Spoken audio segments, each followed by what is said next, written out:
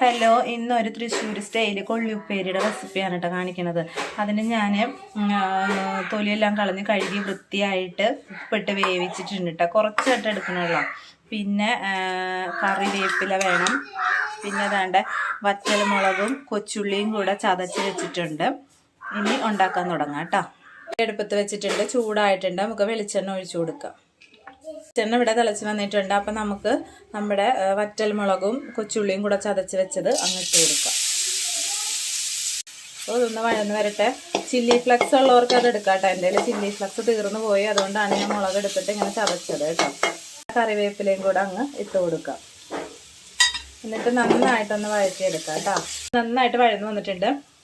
അപ്പം നമുക്ക് കുറച്ച് മഞ്ഞൾപ്പൊടി മാത്രം ഇട്ട് കൊടുത്താൽ കേട്ടോ. കാരണം മുളക് പൊടി ഒന്നും വേറെ ആഡ് ചെയ്യണ്ട. കുറച്ച് മഞ്ഞൾപ്പൊടി മാത്രം ആഡ് ചെയ്ത് കൊടുത്താൽ മതി. എന്നിട്ട് നമ്മൾ വേവിച്ച് വെച്ച ഇതുണ്ടല്ലോ, അത് ഇതിനകത്തോട്ട് അങ്ങ് ഇട്ട് കൊടുക്കുക. എന്നിട്ട് ഇനി നന്നായിട്ടൊന്ന് മിക്സ് ചെയ്തിട്ട് അങ്ങ് എടുക്കുക. അപ്പോൾ ദാണ്ടെ മിക്സ് ചെയ്ത് വന്നപ്പോൾ ഈ ഒരു പരുവത്തി വന്നിട്ടുണ്ട്. അപ്പോൾ ദാ നമ്മുടെ കൊള്ളി ഉപ്പേരി റെഡി ആയിട്ടുണ്ട് കേട്ടോ. ഇത് ചോറിൻ്റെ കൂടെയും കട്ടൻ ചായയുടെ കൂടെയൊക്കെ നല്ലൊരു സെർവ് ചെയ്യാൻ പറ്റിയൊരിതാണ്. ആർക്കെങ്കിലും ഇഷ്ടമുണ്ടെങ്കിൽ ഒന്ന് ഉണ്ടാക്കി നോക്കുക. പിന്നെ ഇത് വളരെ സിമ്പിളാണ്. അപ്പോൾ എല്ലാവർക്കും ഇഷ്ടപ്പെട്ടെങ്കിൽ ലൈക്ക് ചെയ്യുക, ഷെയർ ചെയ്യുക, സബ്സ്ക്രൈബ് ചെയ്യുക.